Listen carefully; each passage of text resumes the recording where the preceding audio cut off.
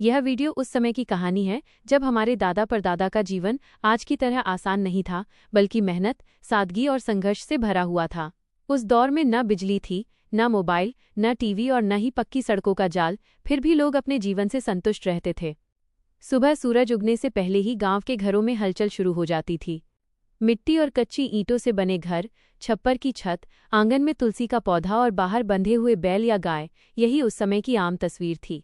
पुरुष सुबह सुबह खेतों की ओर निकल जाते थे। किसी के कंधे पर हल होता था तो किसी के हाथ में फावड़ा और बैल खेत जोतने के लिए तैयार खड़े रहते थे। खेती ही जीवन का सबसे बड़ा आधार थी। अनाज, सब्जियां और दालें सब कुछ अपने ही खेतों में उगाई जाती थीं। रासायनिक खाद नहीं होती थी, गोबर और प्राकृतिक तरीकों से खेती की जाती थी, इसलिए खाना शुद्ध और सेहतमंद होता था।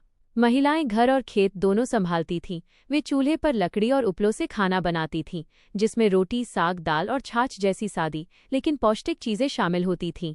कपड़े भी बहुत सादे होते थे।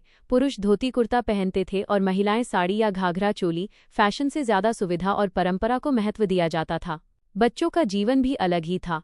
न मोबाइल गेम्स थे, न इंटरनेट। बच्चे मिट्टी में खेलते थे। कबड्डी, गिट्टी, कंचे और गुल्ली डंडा जैसे खेल उनके बचपन का हिस्सा थे। पढ़ाई के लिए गांव में पाठशाला या गुरुकुल जैसा माहौल होता था, जहां गुरु न केवल पढ़ना लिखना सिखाते थे, बल्कि संस्कार, अनुशासन और जीवन जीने की कला भी बताते थे। रिश्तों में बहुत अपनापन होता था। पूरा गांव एक परिवार की तरह रहता था। किसी के घर खुशी हो या दुख, सभी लोग साथ खड़े रहते थे। शादी, ब्याह और त्योहार पूरे गांव के साथ मनाए जाते थे। ढोल नगाड़े बजते थे, लोकगीत गाए जाते थे और कई कई दिन तक उत्सव चलता था। साधन सीमित थे, लेकिन मन बड़े थे। लोग एक दूसरे पर भरोसा करते थे। चोरी डकैती बहुत कम होती थी, क्योंकि समाज में डर नहीं बल्कि सम्मान का भाव था। बीमारियों का इलाज भी ज्यादातर घरेलू नुस्खों और आयुर्वेदिक जड़ी बूटियों से किया जाता था। नीम, हल्दी, तुलसी और काढ़े का उपयोग आम बात थी। समय की कीमत लोग अच्छी तरह समझते थे। सूरज के साथ दिन शुरू होता था और सूरज ढलते ही आराम का समय आ जाता था।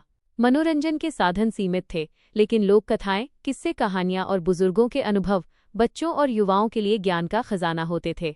उस समय का जीवन भले ही कठिन था, लेकिन उसमें आत्मनिर्भरता थी।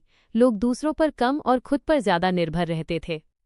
आज के आधुनिक जीवन में, जहां मशीनें और तकनीक सब कुछ आसान बना रही हैं, वहीं दादा परदादा के जमाने का जीवन हमें सिखाता है कि सादगी, मेहनत और आपसी प्रेम से भी जीवन खुशहाल बनाया जा सकता है। ये कहानी सिर्फ अतीत की नहीं है, बल्कि एक सीख है कि हम अपनी जड़ों को न भूलें, क्योंकि उन्हीं जड़ों से हमारी पहचान और संस्कार जुड़े हुए हैं।